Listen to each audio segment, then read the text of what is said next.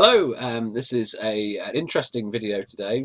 I'm talking with Julie Craffield, who is the author, entrepreneur, and general genius behind the Fat Girl's Guide to Running. It started off as, didn't it? And then, is it sort of, what's your full name now for the company?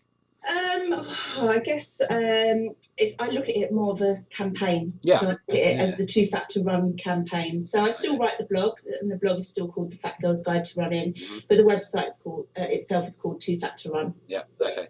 And for the people who, obviously from a Mambi Fat point of view, we've joined a couple of your virtual runs before, and I've done them personally quite a few times. But the campaign that you're doing is to try and get 1 million. You quite openly refer to them as fat women or overweight women running. Yeah, that's right. And I guess it's because I started off running as an overweight lady and felt like there was nothing out there really for me. I was quite scared about going to running clubs, being the only fat person there. So I was like, well, look, let's just be explicit about it. Let's have a race or a run that's just for fat people. Yeah. And actually the concept, people really get behind it and kind of understand what it is and say, yeah, I'll have a bit of that. And that's kind of where it's grown from, really. Is it the sort of, I'm getting a bit of feedback my end in terms of the sound and things, but hopefully you can hear me all right. But do you find that, what's the sort of reaction been to it? How long have you been doing it? So I've been writing the blog for about 4 years. The campaigning stuff probably for about a year and a half. And I've grown in confidence. Excuse me. You know, in terms of referring to the blog, and I mean, I used to say it and kind of squirm a little bit, but now I'm much more kind of confident. And actually, the more confident I am, the less offended other people are because they see where it's coming from. Yeah. And it's funny, the people that tend to be offended by it are really slim people that have never been overweight, and they just like, you can't call it that. You know, no. It's weird that overweight people laugh and say, yeah, I get it. You know, you are being explicit and we understand who it's for and it's really kind of clear. Yeah, so I've had nothing but kind of support, really, particularly from, you know, the plus size overweight community. It's interesting because we had a similar sort of reaction when I was sort of saying the organisation is Mambi Fat. People say, I mean, often people within weight management teams and groups will say, well, you know, fat is a very, it's a difficult word to use. It's the sort of thing where people have a negative reaction to it. And I've never found that at all. I find that the people who we talk to through Mambi Fat, I mean, they're not idiots. They're some very intelligent people, and it's almost like they're sort of thinking that because you're overweight, you're a moron, and you should be sort of, no, say overweight or obese, or, you know, do it on a BMI category. Yeah. My problem is when you say obese, fat people go, well, that's not me. No, exactly. It's a medical term, and we don't walk around going, boy, you're a bit obese. You know, we say, God, you put a bit of weight on, get a bit fat. You know, and that's how we speak to each other. But you're right, some people do feel quite hurt by the word fat, especially if they've had a lot of negative experiences around being called fat at school and things like that. So it's not that I am being completely naive to the fact that it is still quite hurtful for a lot of people. So it's not that I go around calling other people fat. That's not kind of what I'm about. It's about me self-defining and being quite happy with it, because I see it as a descriptor, not as an insult. Yeah. You know, and it's interesting. I was thinking the other day, when is the first time that you learn that fat is a bad word? It's when you're really small and you go, Mummy, that person's fat. And Mum says, don't say that. That's not nice. You know, but actually you should say, well, yes, they are fat, and that's okay because we're all different, you know, and so it starts so early that we realise that fat is an insult, you know, in the playground. But it's when you have that situation where fat is it's a pejorative term, isn't it? It's actually the qualifier to something else as well. It's not saying that this person is medically overweight or they exist at a certain range on the BMI scale. It's actually saying that person is overweight and therefore, you know, stupid, lazy, ignorant, all of those things that are bound up in the word. But I mean, it's a difficult one, but I almost feel like it's one of those things where you need to reclaim it from being that sort of pejorative term and say, you know, it means I am overweight, and I acknowledge that, and I understand biologically what fat is, and I know, you know, and therefore I can do something about it, and not to give in to the sort of the hoodoo around it in some ways. We were talking about what we were going to talk about today, weren't we? And we were saying that one of the interesting things is that we both have partners, and we were talking about how many people who are overweight or obese, their partners are in a similar situation. And when people come to Mambi Fat or people come to Too Fat to Run, they are owning that and they are taking action and doing something about it. But doesn't necessarily follow that their partner is as well. And we were going to talk about how do you communicate that in a way that is actually effective. So, I mean, the subtitle of all that is how do you nag your partner thin, I guess. But yeah. And it's interesting because I've never had an overweight partner, so right. it's really difficult. I mean, excuse me. personally, my partner is in tip-top shape, despite the fact he does no exercise and eats really bad. You know, he's got a great physique. He's very slender. Knows nothing about nutrition. So when I kind of harp on about stuff, he's like, oh, I'm all right, you know, sitting there eating his packet of biscuits and, you know, kind of frying everything. So it's really difficult for me to have kind of sensible conversations with him because he is just in a different place to what I am. Yeah. But I think that's the case regardless of what weight you're at. I'm really interested to know what your thoughts on this are, but I think men and women do approach weight and weight loss in completely different ways, and their understanding is completely different. Yeah. You know, and partly that is because that there hasn't been the materials specifically directed towards men, you know, which is kind of what your thing's all about. Yeah, absolutely. I mean, that was definitely my experience of it. And interestingly, my weight loss began when probably about 2 or 3 years ago, my wife lost an awful lot of weight.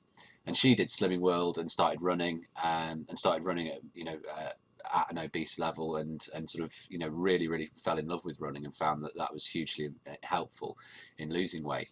But it was very interesting because I was much bigger than she was, and stayed very big while she got down to her goal while I was still absolutely at my heaviest. And it's a really fascinating thing because she said subsequently that she wanted to say something, but she just didn't know how. I mean, and we're sort of, I would say, fairly able communicators. It's not that we sort of, just say ugh and bash each other with rocks or anything.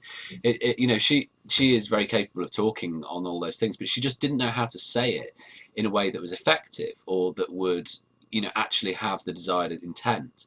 Yeah. And you're absolutely right, by the way. I mean, there have been no materials directed at men previously, and that's one of the things that I'm fundamentally trying to change is that there needs to be a platform for that discussion to happen, and there needs to be resources that are suitable for men because we do things in such different ways. And you're absolutely right. It's fascinating, isn't it? Because just because Emma was losing weight on Slimming World and running doesn't mean that would have been suitable for me.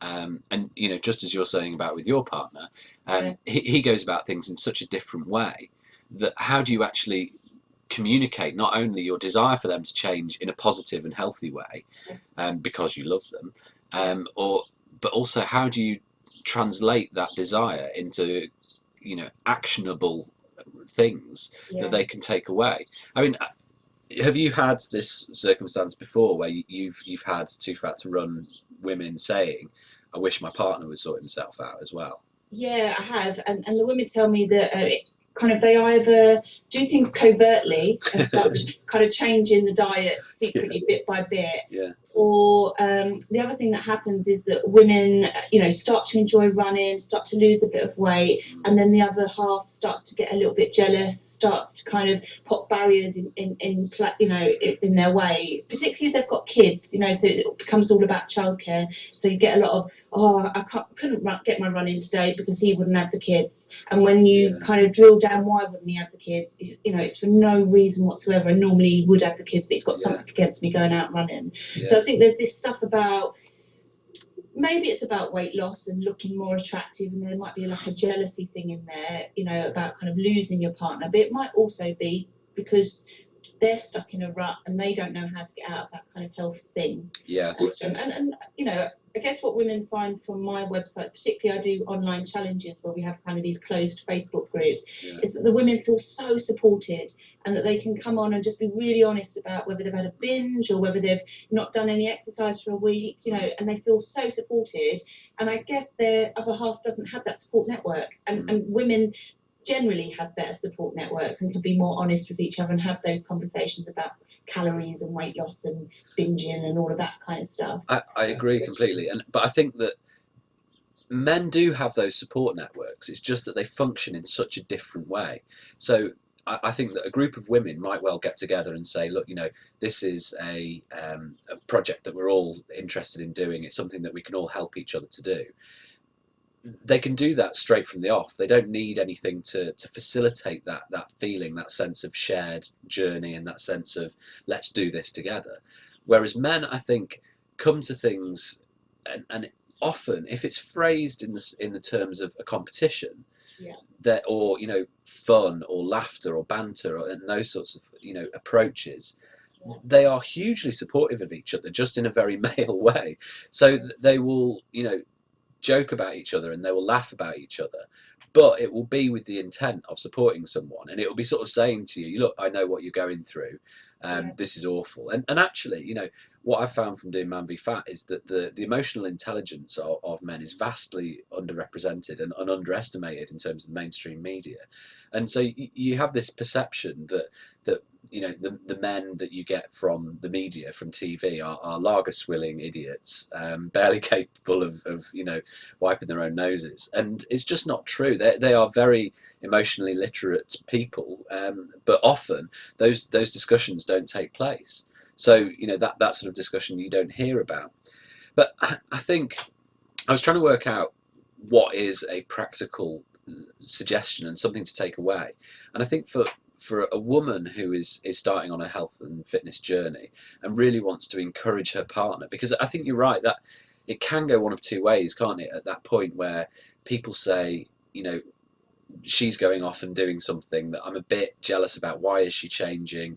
What's going on? And there's that sort of nervousness. And I think that you know, that's fundamentally from a difficult relationship, because, you know, hopefully you would support your partner in what they're doing, and that would be what you would want. But I think one way to engage men is to bring in that sense of competition. You don't necessarily have to say, right, okay, I've signed you up for the London Marathon or anything like that, but it's more about saying, you know, can you do this? You know, I know that, you know, can you do a pull-up? Can you do these sorts, you know, anything along those lines, something that he's interested in. And I know that is, it's kryptonite to man, you know, not being able to rise to that challenge is very difficult. So, because I've been doing a lot of reading about kind of the differences between men and women, and kind of somebody said that men just want to win. You know, so to make their woman happy, all you have to do is give them the chance to win. You know, and to be your hero. And actually, I guess that's right. But what's interesting is women tell me they don't necessarily want that competitive side to weight loss and to fitness, particularly running. And it's the reason why in January I'm launching something called the Clubhouse, which can be a virtual running club for women, because women tell me when they go to their local club, running club, it's all about how fast can you run, how far do you run, how often do you run. It's all about competition, and they can't compete. You know, if you've got challenging priorities at home, you've got childcare issues, you can't get out 3 times a week, or, you know, just once a week is enough for you, and you don't want to focus on speed. So I mean, when I've been training for the marathon, and my partners, I said, you know, come and support and help me. He's kind of jumped on the bike and kind of gone on a long run or whatever. He's always been like, faster, you know, come on. And I'm like, I've got another 16 miles to go, give me a break. Do you know what I mean? And it's just like his way of thinking about how you train. Like, I've been trying to get under 30 minutes for a 5K for the last year. And he's just like, just run faster. Just run faster. That's what you need to do is just run faster, you know. Yeah, it's simple. Yeah, really. And what's really funny is I keep saying to him, "Oh, come to park run. It'd be really good for us to do it as a family." And he uses lots of excuses for why he doesn't want to do it, you know. But he said to me the other day, "Oh, I think I'm going to start running in the new year." And I was like, "What?" You know, because he's got no interest in exercise other than pumping iron. You know, he's got some weights and stuff, but he does no cardio at all. It'll be interesting if we do go to park run, because I know A, he'll be faster than me, and B, he will be like, "Come on, come on, come on," you know. But that's his way of showing me support, is that kind of competitive nature. Come on, you can be faster, you can be. When actually, what I want is him just to say, "Well done, love, you're doing good." Yeah. Do you know what I mean? So it's emotionally how we kind of both respond is quite different. Yeah. Give us an insight on this one then. If it's a Mambi Fat reader who is looking to lose weight, and that they are sort of, you know, on that journey, and they are excited about where they are going. Yeah. And they have a partner. I mean, we did something called the Big Fat Survey, where we asked thousands of men what their, you know, all about their experiences of being overweight, why they were overweight, what they're doing about it, all of those things. And there was a really interesting statistic in there, because we said who supports you and who doesn't support you on your weight loss. And it was by far the biggest answer was everyone supports me, which is great. So the majority feel like, but it was still only about 56%, I think, that felt that they were supported by everyone. Right. And around about 13% felt that their partner didn't support them. Right. Now, what should they do if they want their wife, their girlfriend, to join them on that journey? How should they explain that to a woman? I think you have to be really explicit, and this is on both sides, because I say to my other half, "Oh, I really need your help, I really need your support." That doesn't mean anything to him. I have to tell him, right, on a Saturday morning you have to have Rose so that I can go to park run. You know, so I think you have to be really explicit about what support you do. So I have to say to him, if I have a biscuit, please don't say you shouldn't be having a biscuit, you're on a diet, because that isn't helpful for me. So I think you have to be really spell it out in terms of what support looks like. Because I think we are on different pages, and what you think is supportive is possibly the absolute opposite to what your partner needs, because we are so different. So I think it's having a conversation about it, you know, and setting out not rules but just some guidelines. I think that's a fantastic bit of advice, you know, and it is so true. I could, as you say it, I can hear myself going, yeah.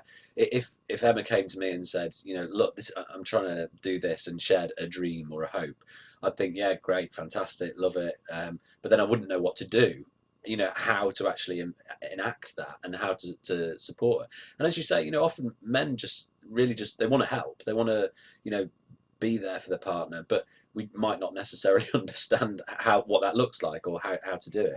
I mean, every time I sign up for a marathon, my other half kind of rolls his eyes.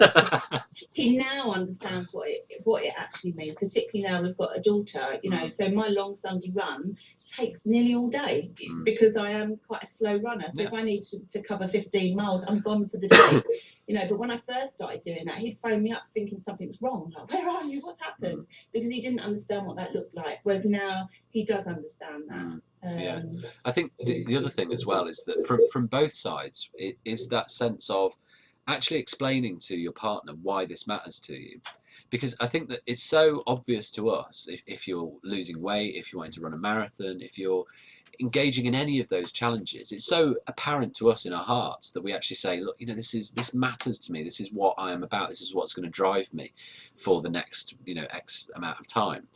But unless you actually explain that and say that, and I think this is something where it is true about men, that they wouldn't necessarily think to sort of, or maybe they would struggle a bit more than women to actually say that to their partner. I think that is a really good way of actually engaging your partner in it, and actually saying, look, you know, this is important to me, this is why it's important to me, and this is what I hope to get when I've achieved it. But also including, you know, it's important to me, and if I'm happy, this is what this means for us. Yeah.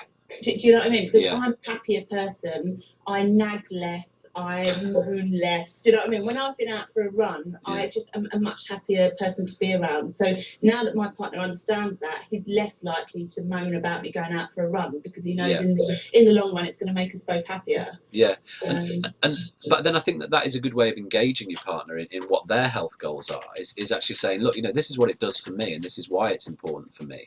But actually, what I find is that, you know, by talking about those ideals, they then start thinking about their own hopes and their own aims and their own ambitions, and that can be hugely inspirational. That is a much better way of inspiring someone than actually saying you're putting on a bit of weight, aren't you? Which obviously should never be done. You know what? I think at the heart of it, it's all about fear. I think weight loss is often about fear. Fear that you're going to fail. Fear that all of these things. And I know my partner probably fears going to Park Run because he doesn't know what it contains. And the first time I went to Park Run, I was really worried. So I think there are things that you can do to make that fear less. So come along and be a spectator. I think once you spectate something, you kind of work out what it's all about, and then you go, can I do that? And then next time, can you come and volunteer? They're short, or so there are kind of quite subtle ways that you can involve your partner in what you're doing without making them go full blast into coming on a run with you. Do you know what I mean? And that's what I'm hoping, fingers crossed, come the new year, he will want to do that, because I think it will make our family life a little bit easier if we do things together, because at the moment he doesn't do much running stuff with me, and so it means we're kind of just living separate lives in some respects when I'm training. One of the things that we've had, obviously the Mambi Fat Book is out after Christmas on January the 1st, and one of the conversations that I've had often with women is, oh, that's fantastic, I'm going to get that for my husband. And I'm starting to wonder how many arguments we're going to be responsible for.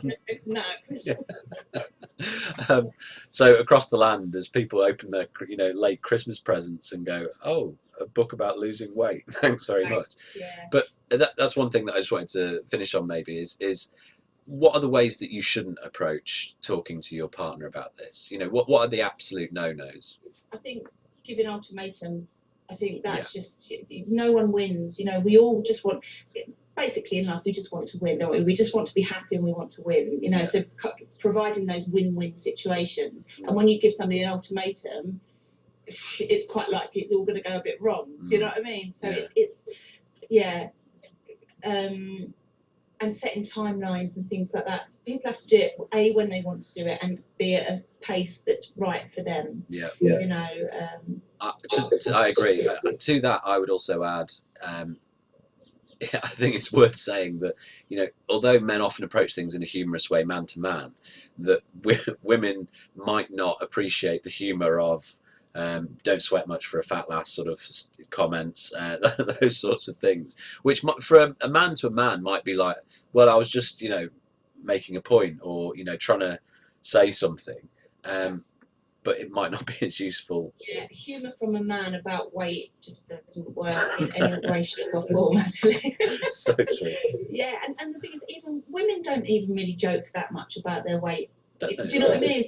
I don't think they do, really. I mean, you've got to be really close to another female to be able to joke with them about their weight.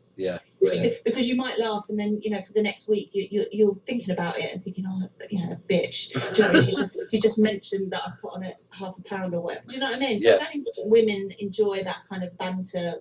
With they can make jokes about themselves. I think that's what most women do. They make those jokes, but I don't think there is that banter like what men have. Excellent. All right, well, Julie, it's been a real pleasure talking to you. I think we're both going to share this on the respective YouTube channels. We'll put subscription links in there as well to different to each of the channels. For my part, I will say that you very kindly agreed to share an exclusive discount with your readers and your runners. Which, so if they do feel that they want to get their husband a copy of the Mambi Fat Weight Loss Manual, then they can do for a reduced amount. And very best of luck with the campaign in 2015. I know you've got some amazing stuff coming up. I'm really excited about the clubhouse for you as well, and I'm sure we'll talk more. Yeah, brilliant. Thanks a lot, Andrew. Take care. Cheers. Cheers.